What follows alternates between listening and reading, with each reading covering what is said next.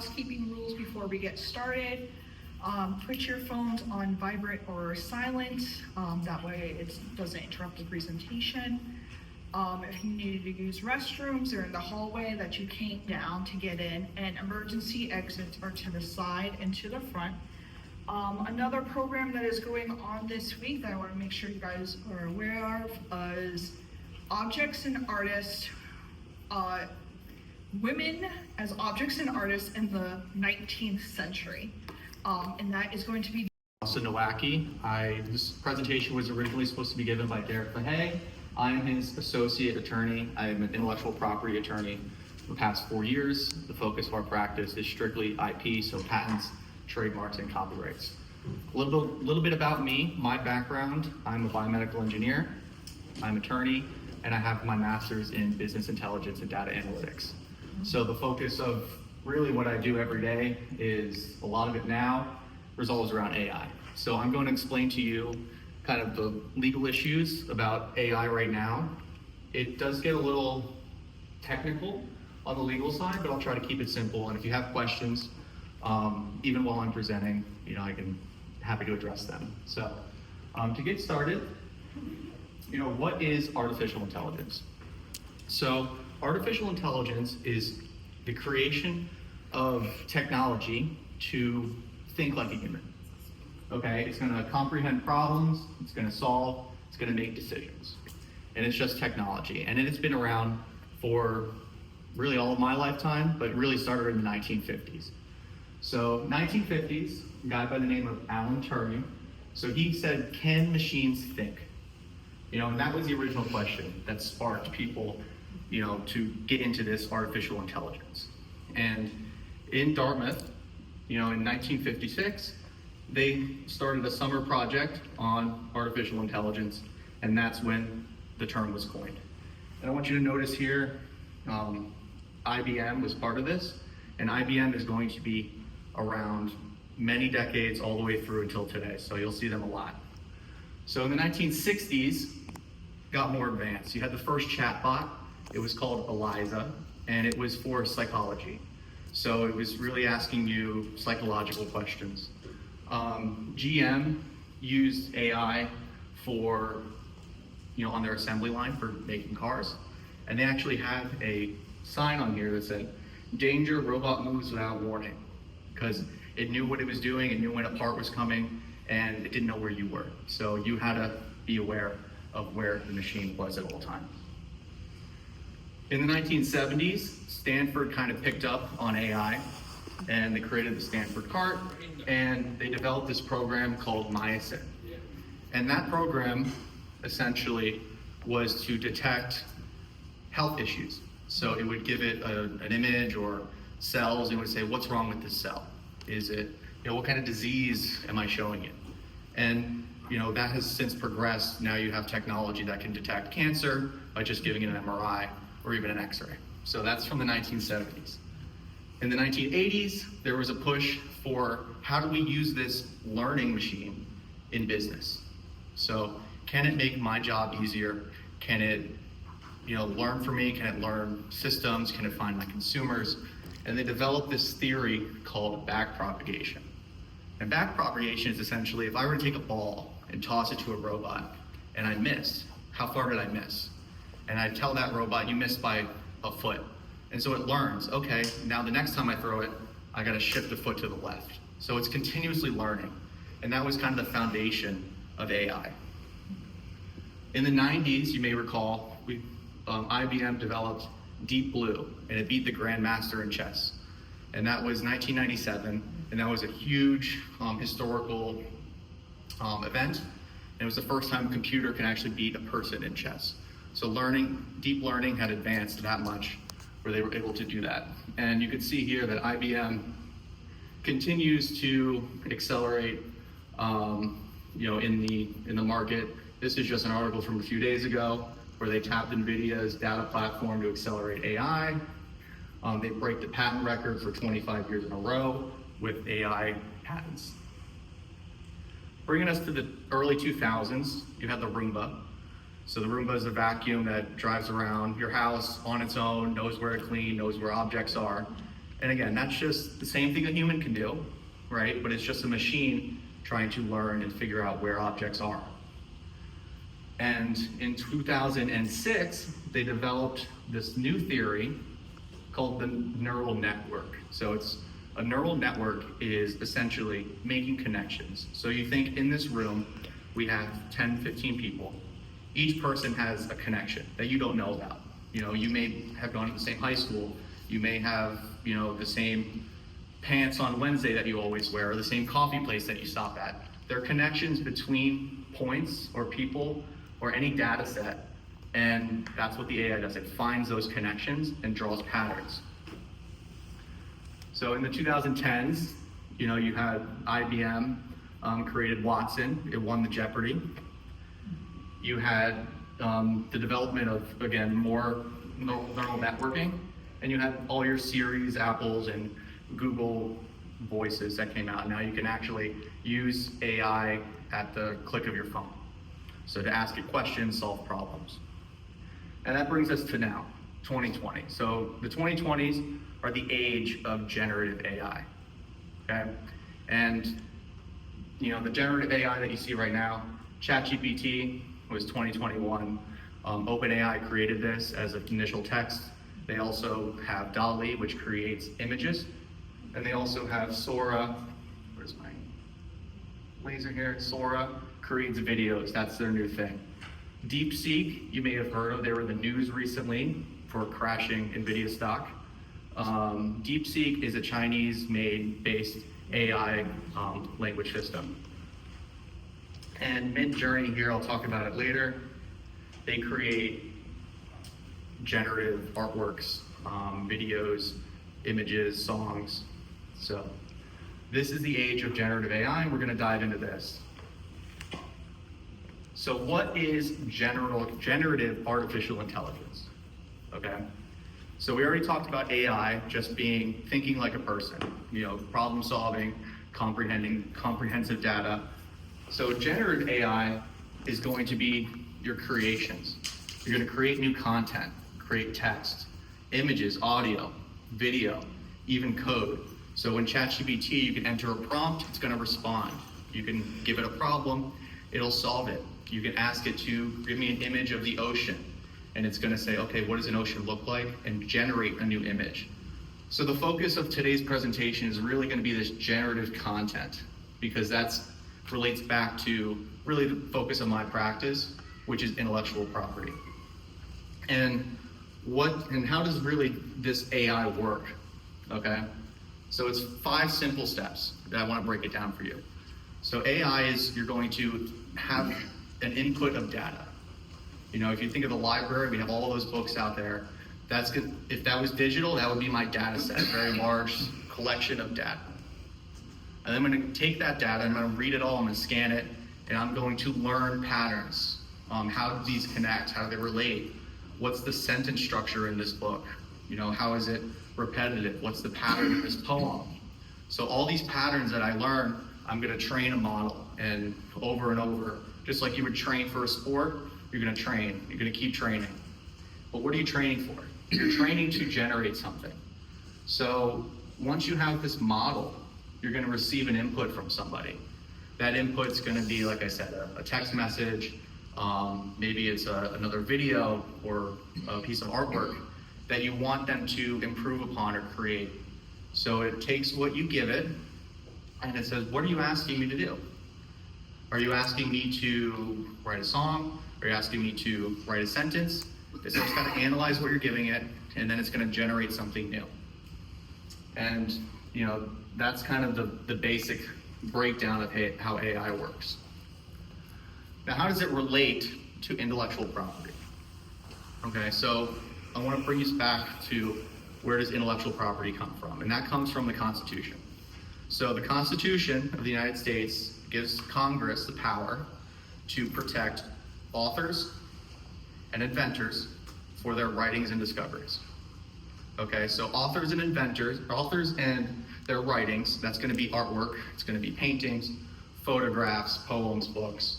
That's going to be what's protected under copyright. Inventors and their discoveries is going to be inventions. technology, machines, all that's going to be protected under patents. So first, we're going to start with copyright. And particularly with copyright, I want to talk about ownership and authors.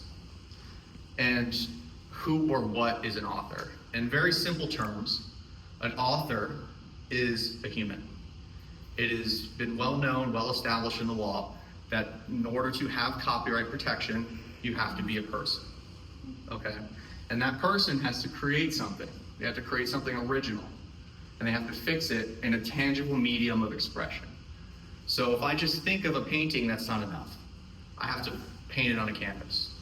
If I think of a book, I have to write it down.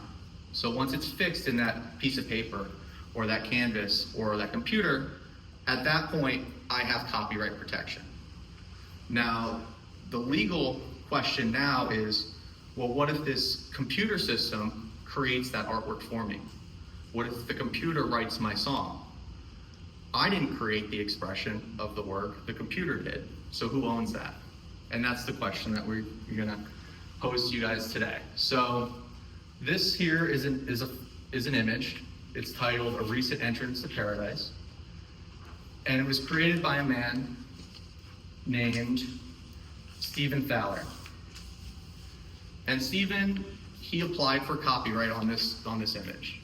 And when he applied for the copyright at the office, like any other application, you have to say what type of work it is and who created it. Very simple. And what he filled in for who created it, he said it was created by a computer. He didn't say himself, he didn't say his friend, he said a computer created the artwork. And the Copyright Office rejected the application. They said computers cannot own copyright. So that's it. It's done. So it should be that simple, but it's not. So he went back and said, you're right. At first he said he did admit that they were correct. It was autonomously generated by an AI. So the entire image autonomously generated by an AI. He appealed it to the district court, and like any other lawsuit, I don't know if anyone's been in a lawsuit, you get to write briefs and have all fancy legal paperwork. And he added things. He said, wait, let me double back. It wasn't just a computer, I gave it these prompts. I said, I want flowers, I want, purple, I want to evoke these feelings of emotion. And the judge didn't want to hear it. The judge said, I am not going to look at this new stuff that you gave me to make my decision. I'm going to look at what you gave the Copyright Office. And because you told the Copyright Office that everything was created by a computer, that's it. No copyright for you. And that was the way it stands. So, one of the things that the judge, pointed out is he said that he affirmed that the human who arranged and directed a photo, not the camera, was the author. And this was a case in the Supreme Court that the judge cited. And he said because Stephen admitted that the entire image was created by a computer, it's not the same. He needs some creative direction. So to me, I think this could just be a matter of Stephen filing the application wrong. If you file it yourself, I think you should always have an attorney and you put yourself as the creator. They're going to come back, and I'll get into the next case instance and say, what happened? Did you create this photo? Did any of it use AI? And then you get into a different analysis. But right off the bat, shot himself in the foot, and the court did not want to hear his extra story. So the question I have here is, if a photographer who presses a button on a camera is the author of a photograph, even though the camera captures the image, then why shouldn't a developer who designs, trains, and prompts an AI system be considered the author of the creative output? Right? To me, it's the same. You point and shoot a camera, you point and click on a mouse, you're going to create something. And that's kind of where this case comes in. So this is Zarya of the Dawn. It is a comic book. So someone created a comic book, and they added all the text, and they had every image in the comic book created using AI. So they gave it prompts, and it created these images for their comic book. They applied for a copyright. The government granted it. They then went back and said, hold on, I think we made a mistake. Who created these images? And he said, I created them using Midjourney, which was one of the generative AI tools I was mentioning. And what happened after that was they decided to take a deep dive into how Midjourney works. And because the standard, like I mentioned before, is if it was created by a computer, the default is no copyright protection. So they went into how Midjourney works. And they went very, very detailed into how Midjourney works. And they went into the code, how it responds to prompts, and they decided that the way that this particular generative AI system works was random. You give it something, it doesn't really know what it's processing, and it just randomly generates something that it thinks you want to know. It thinks you want a picture of this. It's not very particular.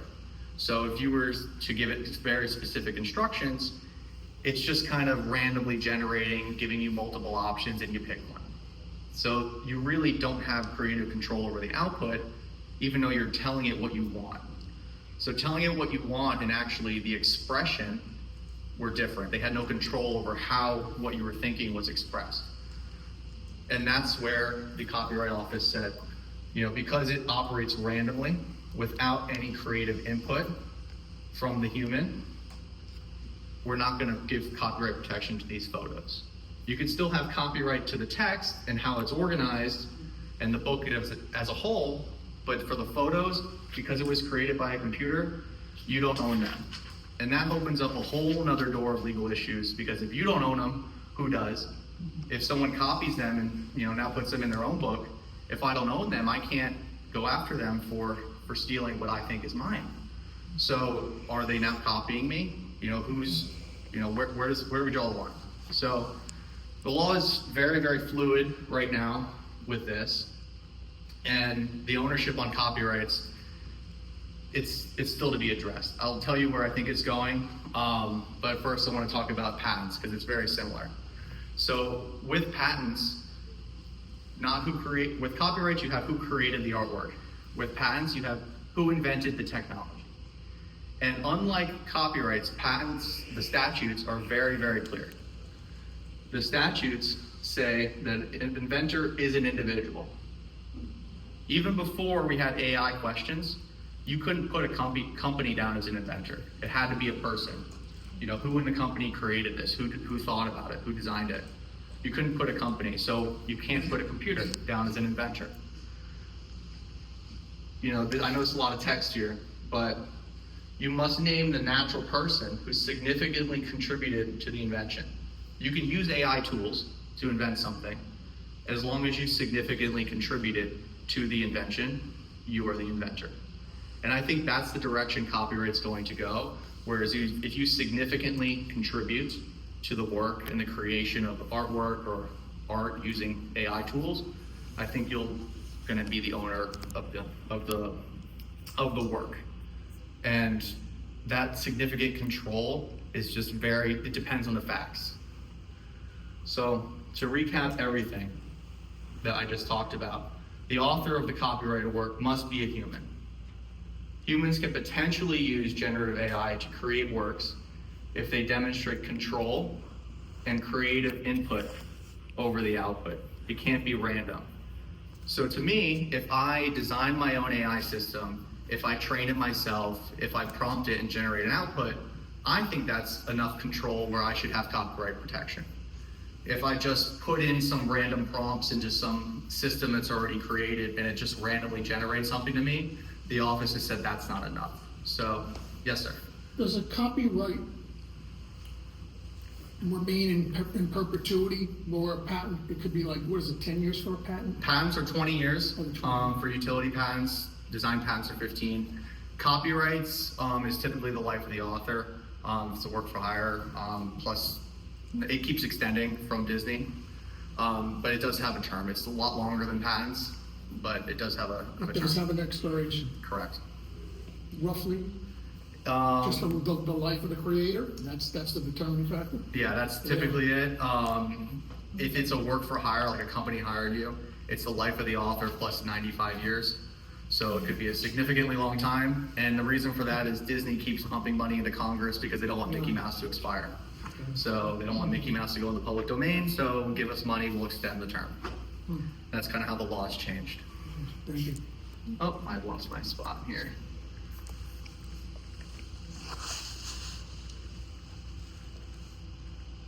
Okay. And continue, inventors of new technology must be a human, and inventors, they can use generative AI as long as they significantly contribute to the invention. So now some other legal issues. Now, what I'm about to get into is the companies that are creating these AI systems, how they're creating them, and if there's legal issues with what they're doing. So if you recall, I talked about an AI system having an input and training a model. And there's a lot of cases right now where artists are saying, you're using my book to train your model, that's copyright infringement. You're using my artwork to generate new artwork, that's copyright infringement. And these are the cases that the court is currently deciding. So one of the theories or defenses to copyright infringement is fair use. And that's what I'm gonna talk about real quick. Yes, sir. Might be getting into that. I was actually discussing this on social media with a guy, and I said, well, then, you know, they owe you for one copy of the book. Just like if I buy a cookbook and I learn a recipe, I don't have to send additional money to the author of the book every time I cook that dish. You know, so that's my theory, that they owe them maybe for one copy of the book, but the use that the AI makes of it, the author of the book can't control that downstream. Now, I'm not a lawyer, I'm just making this up, but that's kind of what seemed possible to me. Yeah, and it's close. It's close. So one of the factors, you're making dishes for yourself. Now, if you were to take that cookbook and redistribute it, or sell a copy, or start making dishes for other people, depending on, or writing new books that are based on their recipes, that's where you have the problems. And there's factor analysis that I'll briefly get into to kind of describe that. But first I want to talk about the concept of intermediate copying. Okay, so intermediate copying is temporarily. So it's a temporary copy. You give me something, I look at it, I give a brief copy, I give it back, and I destroy it. With what AI is doing, they input the data and they train based on the patterns. So arguably, they're taking a brief copy, saying, all right, what's in this Harry Potter book? What's the sentence structure like? What's the character development like? And they take the patterns of the book and then they give the book back. So they're just taking a brief little copy to learn the patterns. That's one argument. And there's many cases, Sega, Sony Computers, Google, Oracle, where they talk about this theory of intermittent copying. And the best way I could describe it is, these cases, if you have a PlayStation or Sega Genesis, and I wanted to create a game or a video game for that Sega, I need to copy your operating system so my game will work, right? Otherwise, it's not gonna work. So I have to copy something to make my game work on your device. So that's a functional form of intermittent copy. You take a little bit to make something work. And that's what the court has found is a fair use defense. And that's what these AI systems are trying to argue, that they're just taking a little portion, to make their system work. So one of the cases that just got decided it's Thomas Reuters, AP, versus Ross Intelligence. And Thomas Reuters is a legal tool where they specialize in legal research. So if they have a bunch of court cases, you'll see legal head notes on these court cases that summarize what the case is about. Ross went ahead and they wanted to create their own legal research tool. So they took all of Thomas Reuters' summary head notes, not the cases themselves, the head notes, and they trained their model based on those head notes. And then they tried to sell their legal research system based on that. Yes, sir. And where does licensing come in? If they want to license out, is it the same thing as Thomson Reuters? Or is that? Yes. That's what it, okay. I think that they're all related. They're Yeah. So where does licensing come in? That's a great question. So what the court was looking at was the factors of what Ross did. And they said Ross used the head notes for commercial purposes to develop the competing product. So they didn't just use the AI to, they didn't take what Thomas Reuters had and, take legal head notes and now write a poem or generate an artwork. They're making a research tool. And the court said that affects Westlaw's ability to license their own head notes. If you're using my head notes to give a competing product, you're hurting my chances of selling my research tool, selling my thought process. So it was, if you look at these head notes, they were very, very close. In sentence structure and summary, they were nearly identical. So this case was really a matter of they used the works of another to compete with them. And that was really what the court focused on in this issue. And what the court decided was that intermediate copying was just not applicable in this case. They tried to argue it, it was not applicable. And the other fair use defense is transformative use. So did you take A and change it enough for a new output? Did you change the purpose of it? And in this case, no, they wanted the same purpose. There was no transformative use. So what is that transformative use? So transformative use is, are you adding something new? Different message, okay? Are you adding something new? And one of the things I want to point out is, who's ever Googled a book? You ever Google a book and you come up with Google Books and it gives you, hey, you could view this one page, and you could search a little bit, you can maybe get 3 pages, see if you like the book, right?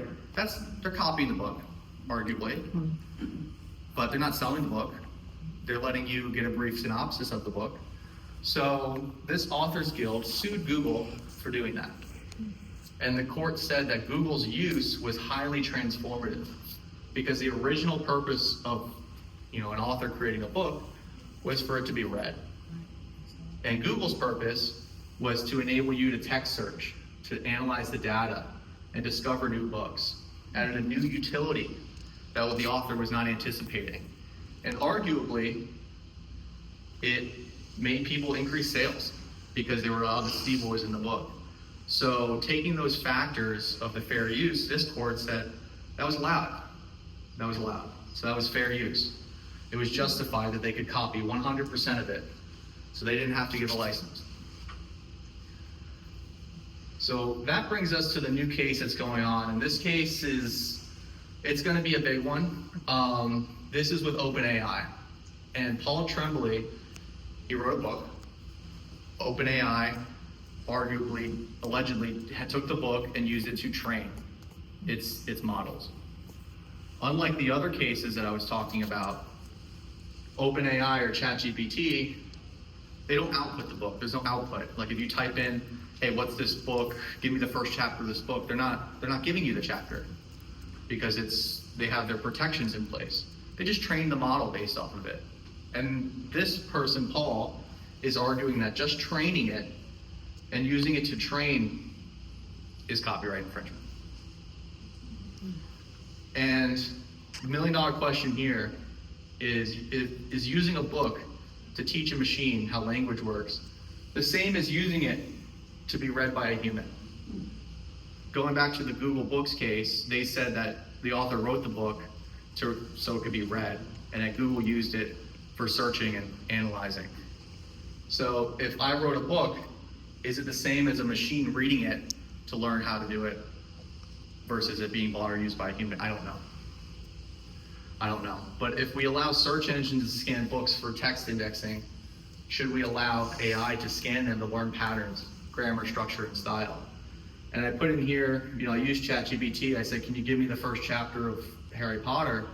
And it says, no, I cannot because it's copyrighted material, but I can give you a summary highlighting key events, themes, and characters. So they have systems in place to safeguard against the use. So they're arguably trying to move towards indexing is kind of how I see it. And I think it's going to be on a case-by-case basis, depending on the system, because some systems are not gonna have strict rules like this, and they're just gonna reproduce the first chapter and you're gonna have infringement. And it's gonna really go on a really case-by-case basis. So we'll see how that goes. It's likely gonna probably move into some sort of licensing or deal, or likely get settled because they don't want a court ruling on this. So other ethical considerations, in the practice of law, if you're ever talking to an attorney, I use generative AI every single day, and it's okay. You can do that. You have to read it. You can't just cut and paste, copy paste. You have to read everything you do. And a great point of that is just recently, Texas attorneys were dinged for AI generating fake citations and briefs. At Morgan & Morgan, an attorney was sanctioned over AI hallucinations. They got sanctioned $3,000. They had to be publicly humiliated, write multiple briefs, take all the cases that they cite, give a synopsis for the court. It was a lot of work for something very easy to double check. And even in Texas now, they're making sure that you certify that if you use generative AI, you verified everything is accurate and you're responsible for the failure to comply. Now, hallucinations, for those of you who don't know, is exactly what it sounds, making something up. So because these AI systems are trained on patterns and data and not the actual text, it is giving you an answer that it thinks you want to know. So it is making it up. Sometimes it's very accurate, sometimes it's very wrong. Yes, sir. What about the person that's prompting the platform for the model? That person is responsible for making sure that the content that the model created is Yes, open, or it's not open, or it's make sure it's accurate. So Yeah. where you get a lot of hallucinations is if you're using it for find me cases where happened, it'll generate a bunch of cases. Just double check that those cases are accurate, because it'll just make one up. It'll say Joe and Johnson, 9th Circuit, page 10, and they'll just copy paste. All right, great. It thinks it's not a search engine. It's an AI learning model. So it makes mistakes just like we do, because its goal is to, when you're trying to replicate a humans make mistakes, it'll also make mistakes.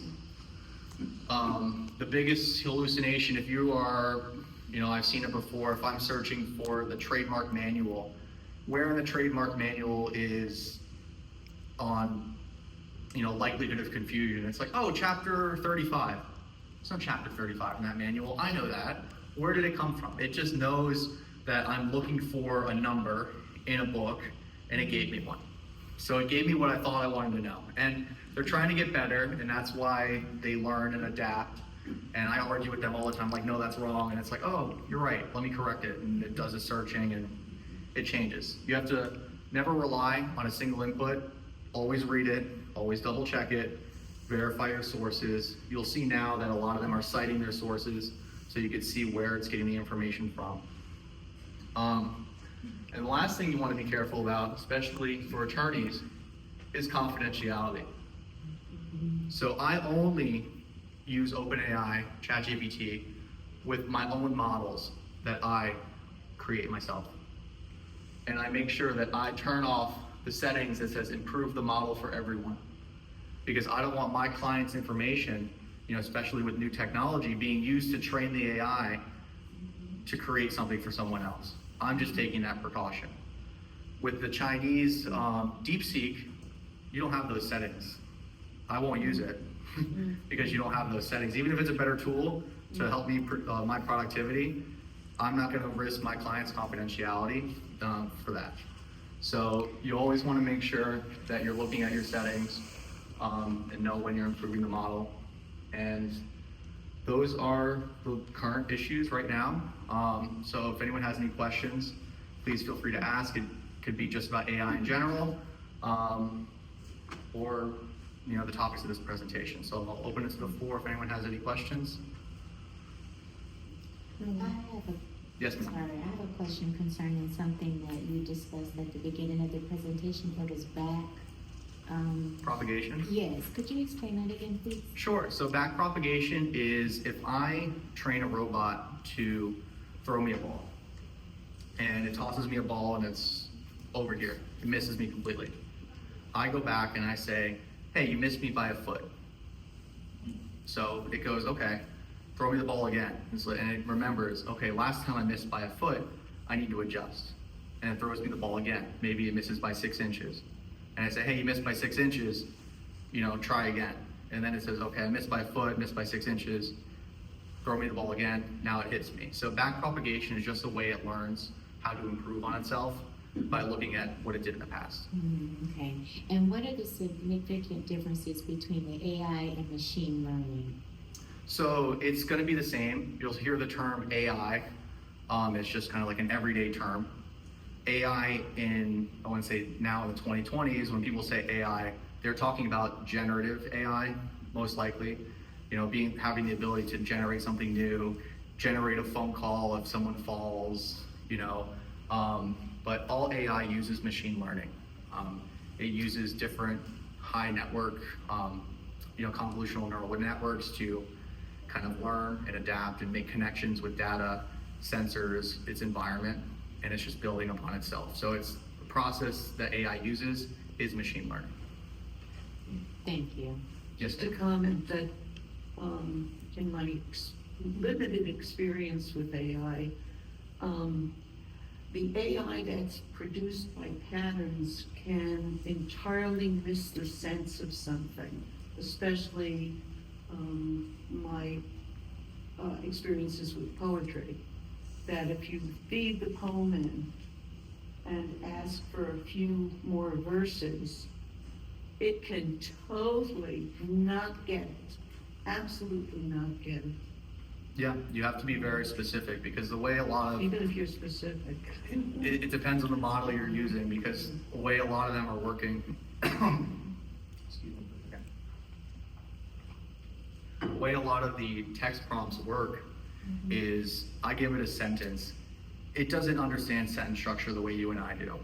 It takes each word, breaks it into a token, and says, okay, where else have I seen this before?